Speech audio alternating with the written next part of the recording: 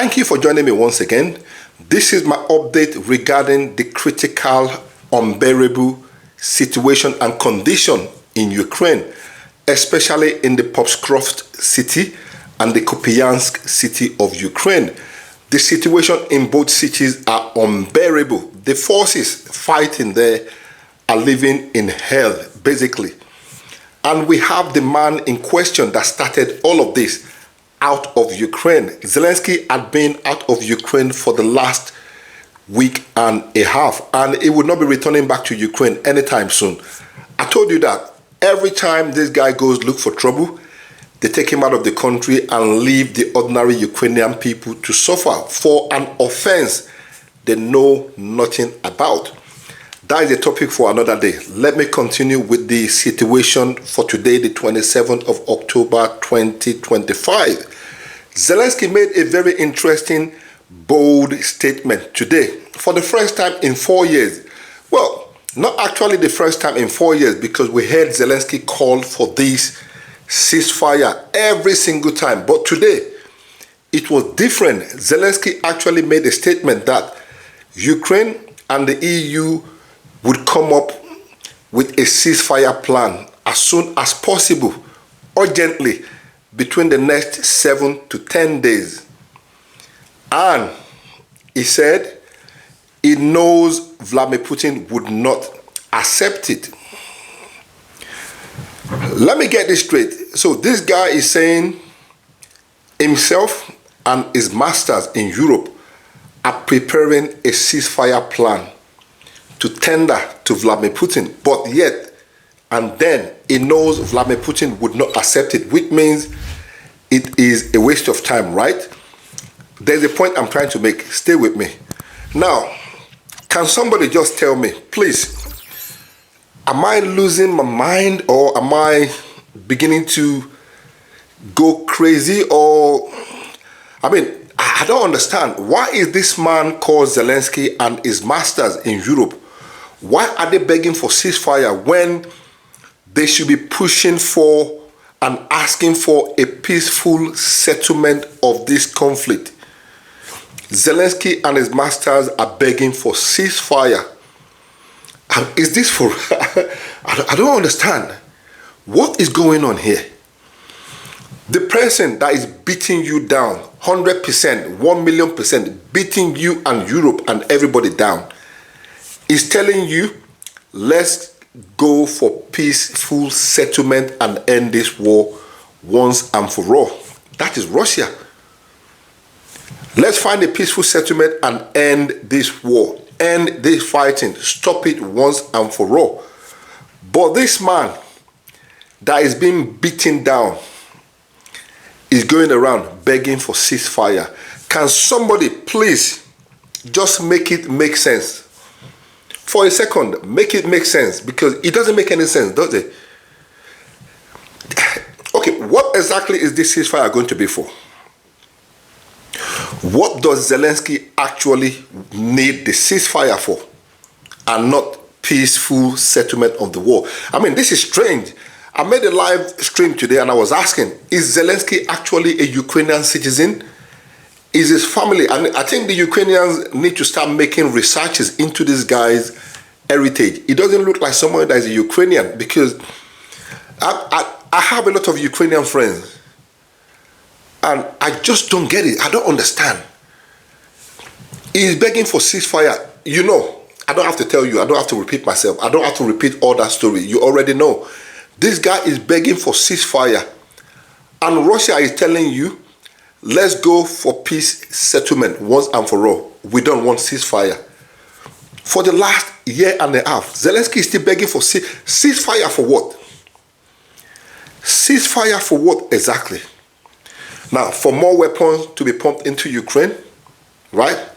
Ceasefire for NATO forces to be pumped into Ukraine, and then what? And then what happened?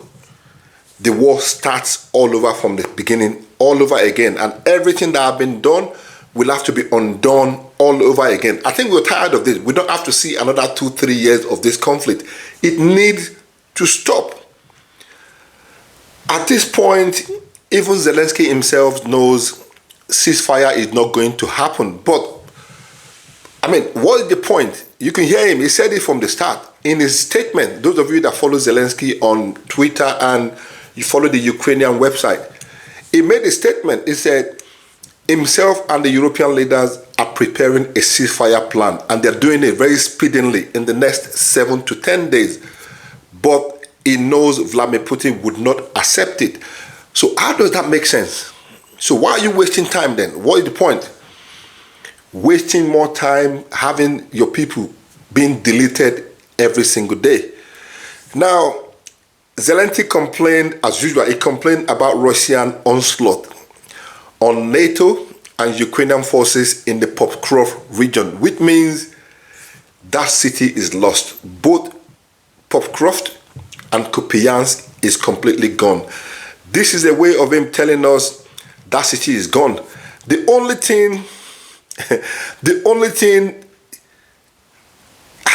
I'm just trying to work out what is going on with this man. What is really, I mean, I make a lot of videos every day, don't get me wrong, but sometimes when I'm doing my script, I'm sat there thinking, what is going on with Zelensky? Can somebody just get this guy out of the picture, let him go? Because what is actually happening? Why are the Ukrainian people being allowed to suffer this badly from this guy? Is this man actually a Ukrainian citizen? Somebody needs to start checking. The only thing left in Pokrovsk city and Kupiansk right now is how to get those over 10,000 forces out safely. Of course, Russia is not going to allow that to happen. The only way they can come out safely is to surrender to Russia. So Zelensky, when he mentioned the situation and the onslaught of Russian against Ukrainian and NATO forces in those cities, he was basically confirming everything General Gerasimov told Vladimir Putin yesterday when Putin visited the command center.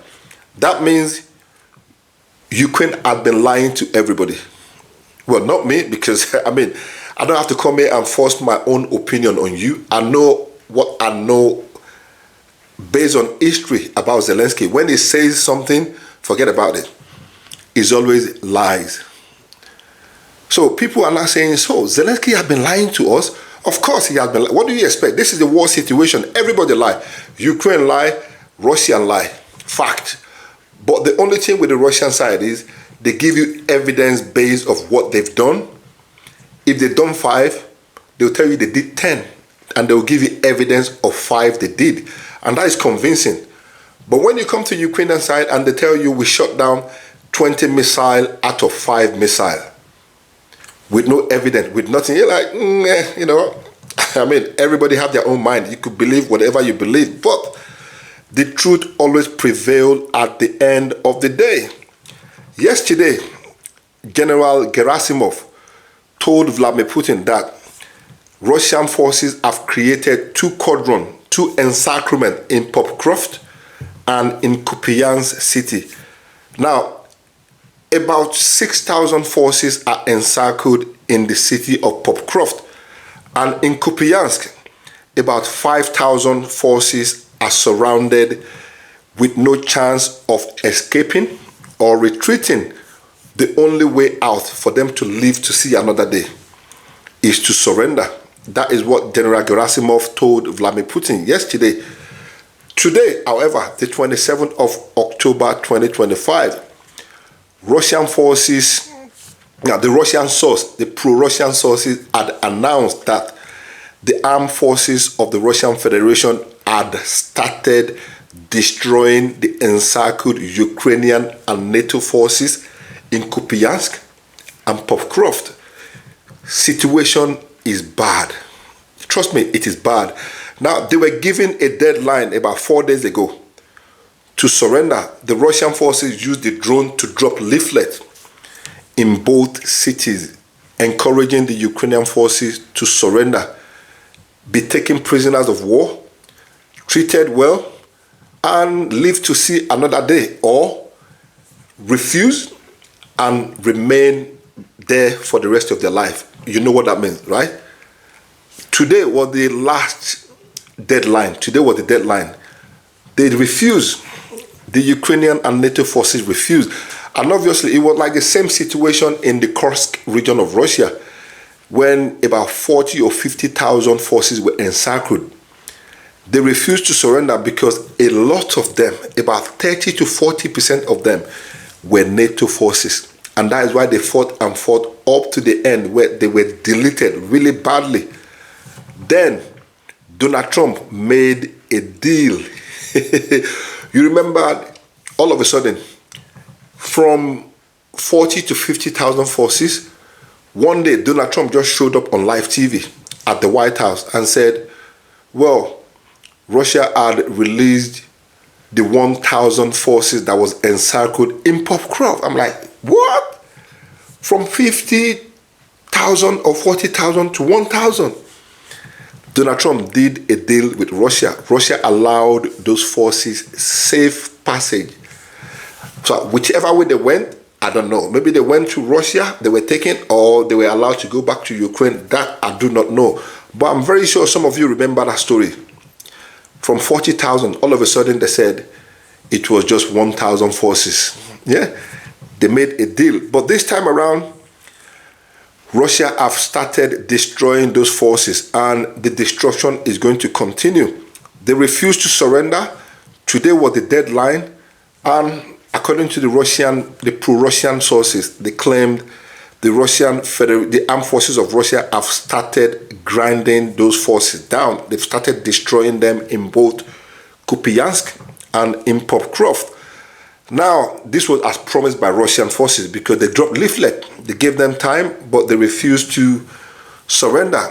In Kupiansk, the Ukrainian forces from outside the encirclement, the city, and inside the encirclement made 4 attempts to break the encirclement and escape through the bank of Oskol River, but they were defeated badly.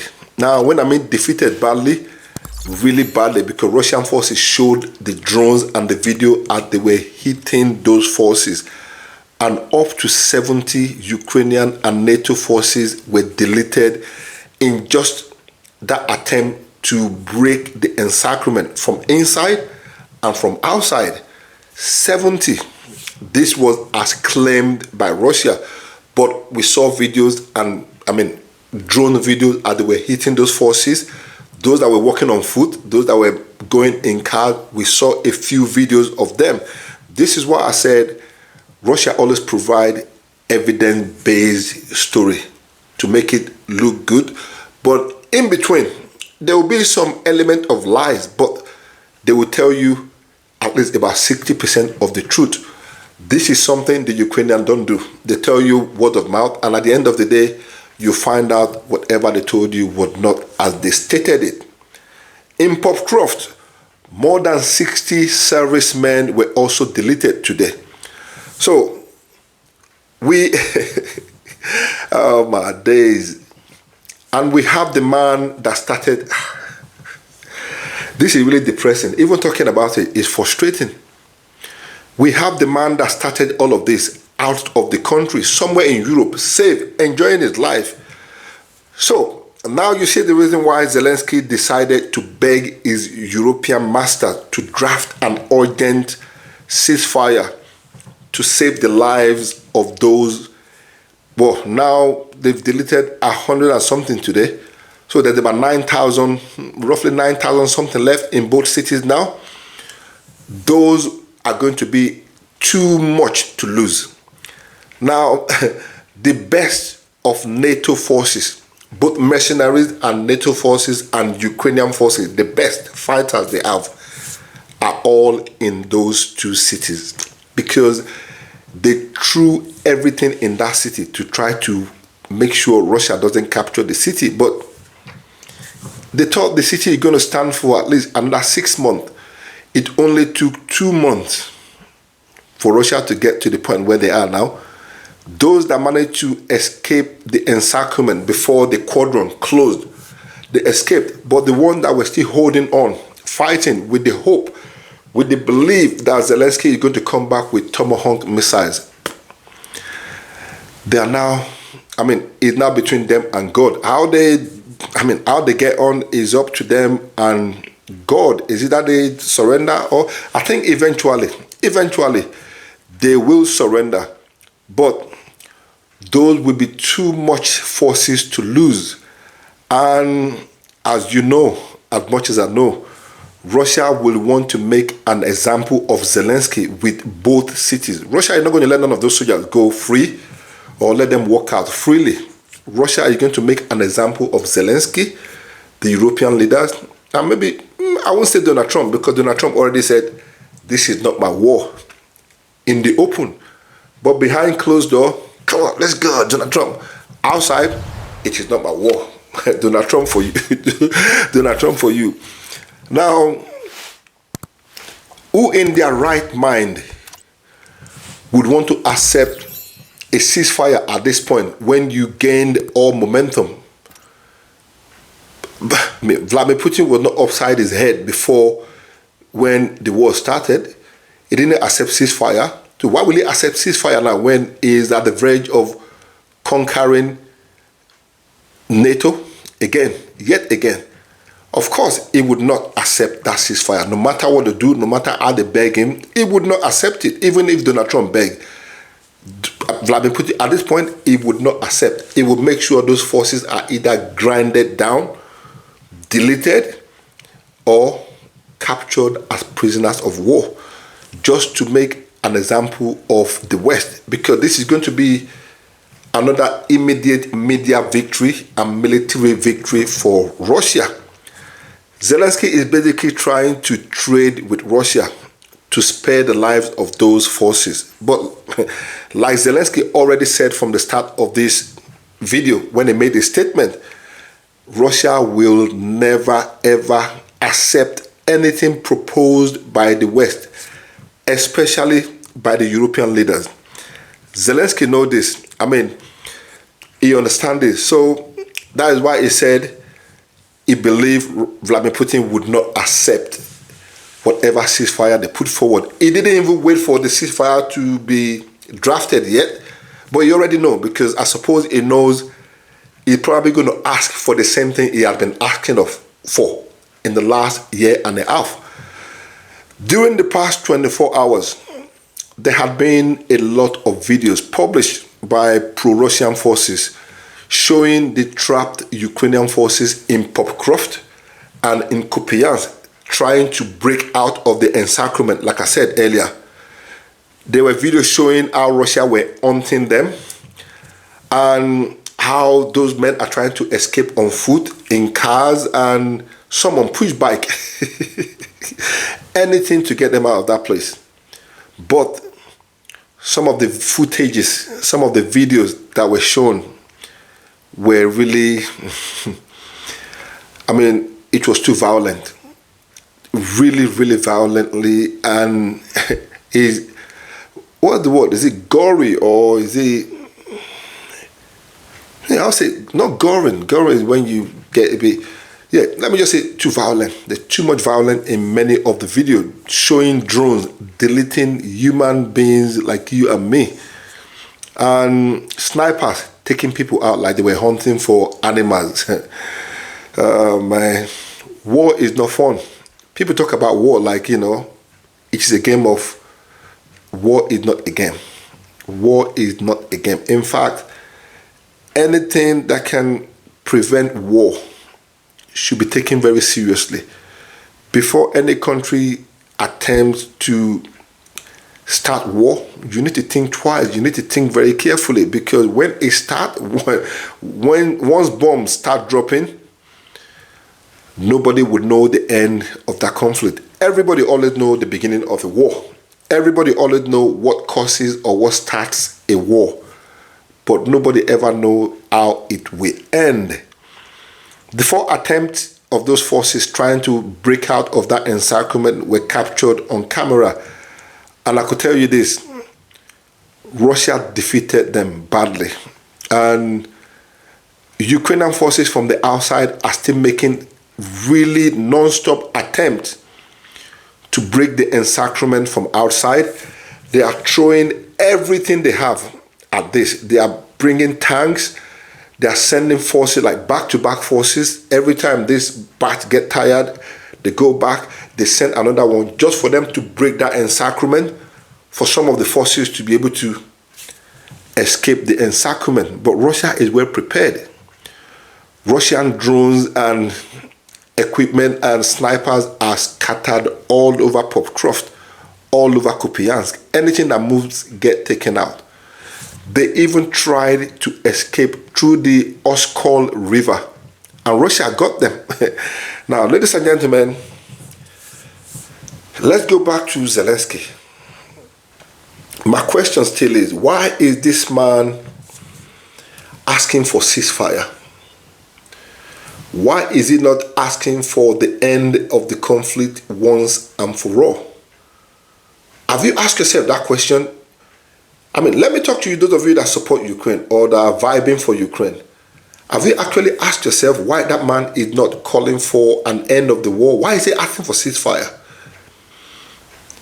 We know why he wants ceasefire, but the person he is playing with is the master to his masters. You understand? I mean, Putin continued to call for an end of this war. He continued to put forward proposal upon proposal. They didn't even look at it. They just took it in the bin. All thanks to Uncle Sleepy Joe Biden. They started all of this. And Donald Trump came in, promised all of us that he would end this conflict. Didn't he? He promised. This is me. I put my hand up. I was one of those people that made videos in support of Donald Trump during that election. If those of you that from TikTok, go and check my TikTok video during the election of the United States. Because I strongly believed Donald Trump was going to end this war. Obviously, not in 24 hours. That was exaggerated, I know. But I strongly believed he would not continue in the footsteps of Joe Biden. But what do we have today? What is going on today? So, ladies and gentlemen, that is the update regarding Zelensky. He wants a ceasefire. Let's wait for the next 7 to 10 days. Let's see how the ceasefire draft looks like. But even before the draft, Zelensky already know it is a big no from Vladimir Putin. But they will still go ahead and do the draft anyway. Wasted money, wasted time. I think the guy is just buying himself extra times to stay outside Ukraine. I told you he would not be returning back to Ukraine anytime soon because he knows Russian onslaught is going to continue. But what do you guys think? If you've watched this far, let me just say a big thank you to you for watching, for staying tuned with me. If you enjoyed the update and you want to encourage more of this, indicate that by giving us a like. Your comments are welcome. Your opinions are welcome. The comment section is there for you to express yourself. Don't hold back. Have a great day and God bless.